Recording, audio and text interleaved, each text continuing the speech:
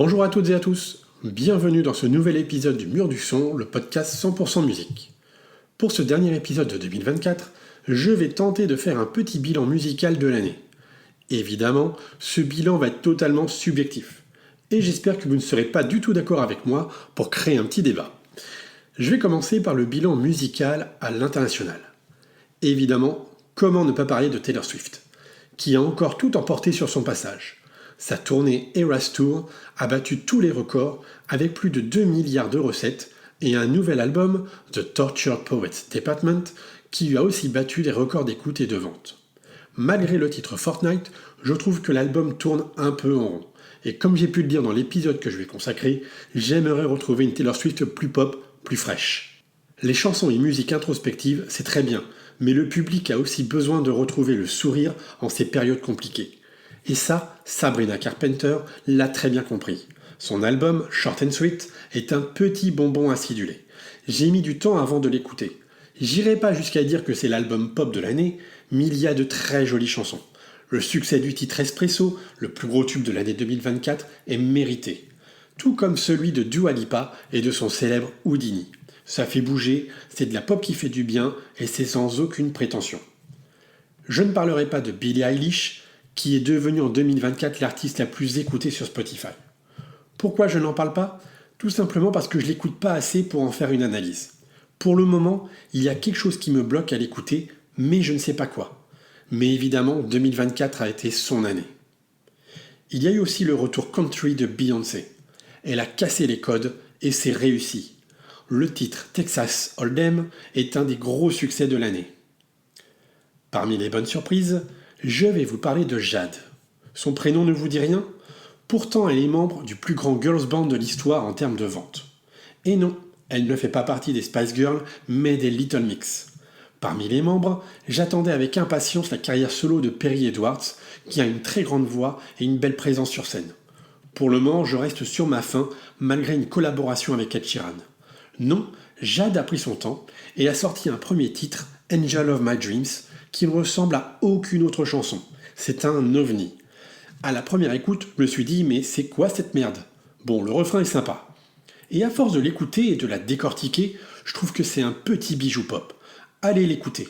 Et aussi sa version sad qui renforce une fois de plus la voix de l'artiste. Bien sûr, on ne peut pas oublier le retour triomphal de Lady Gaga, en duo avec Bruno Mars. Quel titre, quel duo ! Ils étaient faits pour collaborer ensemble. Surtout que le retour solo de Lady Gaga avec This Is n'a pas été fracassant. J'espère que son album qui arrivera en février sera de meilleure qualité que ce titre. Une autre qui a laissé le public sur sa faim, c'est Katy Perry.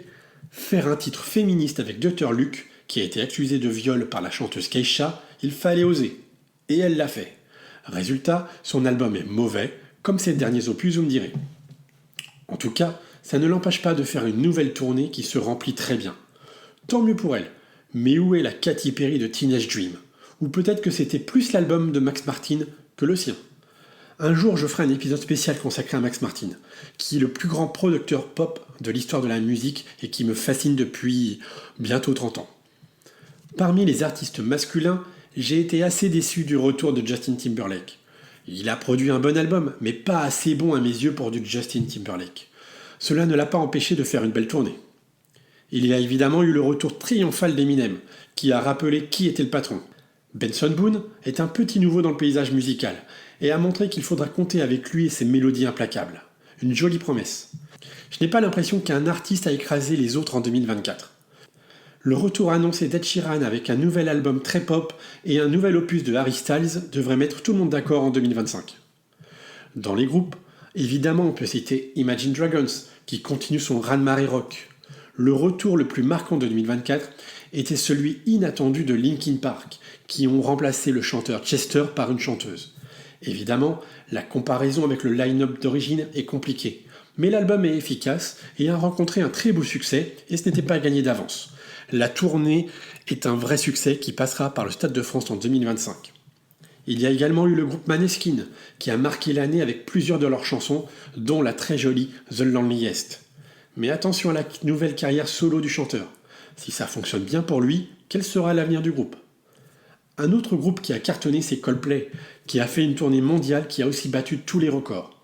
La bande de Chris Martin sait toujours y faire pour proposer des mélodies efficaces et des concerts mythiques. Je ne parlerai pas du retour d'Oasis, qui est évidemment le retour de 2024. Mais pour le moment, on ne parle que d'un retour scénique. Et tant que les concerts n'ont pas eu lieu, on n'est jamais à l'abri d'une mauvaise surprise avec les frères Gallagher. Et si on passait aux artistes francophones?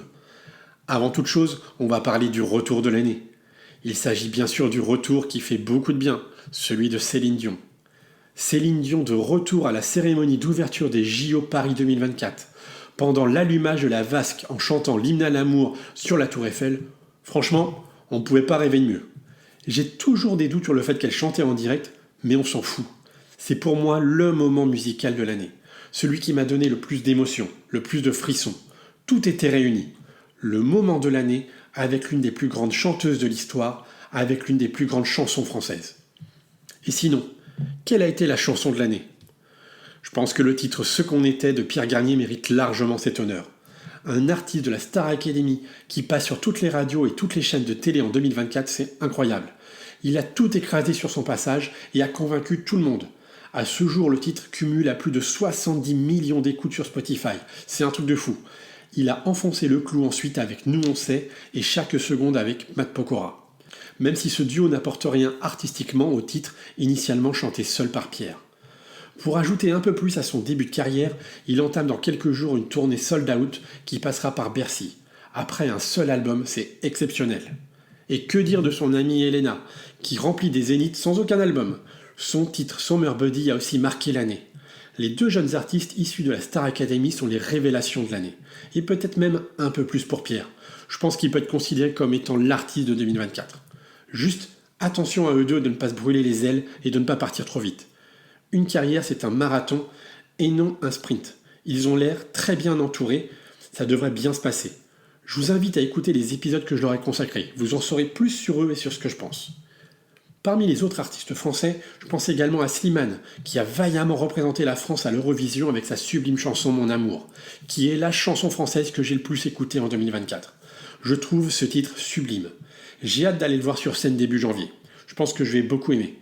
Une année 2024 riche pour Slimane, qui a aussi été marquée par des ennuis judiciaires. Je n'en parlerai pas. On verra les conséquences sur sa carrière et ce qu'il va se passer au niveau de la justice. Parmi les autres titres qui ont marqué 2024, je vais citer Adieu de Jérémy Frérot.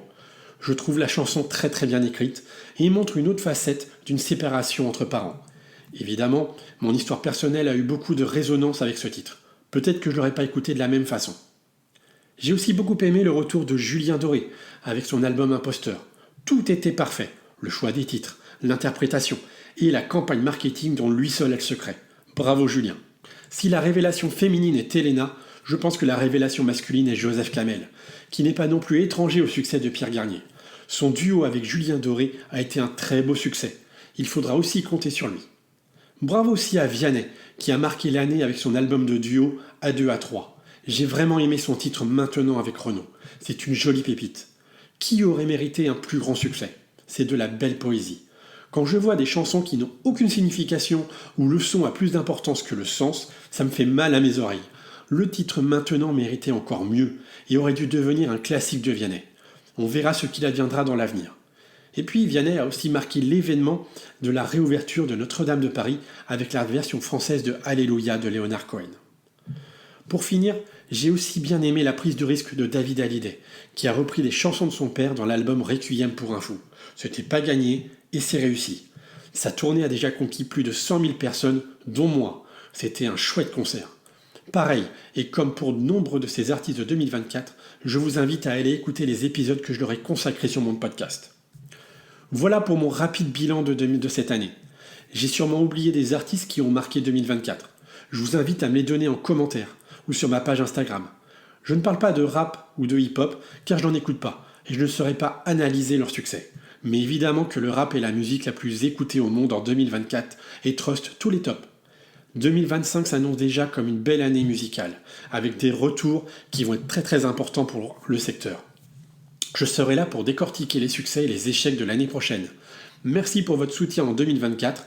Je vous dis à très bientôt sur le mur du son, le podcast 100% musique. Ciao ciao.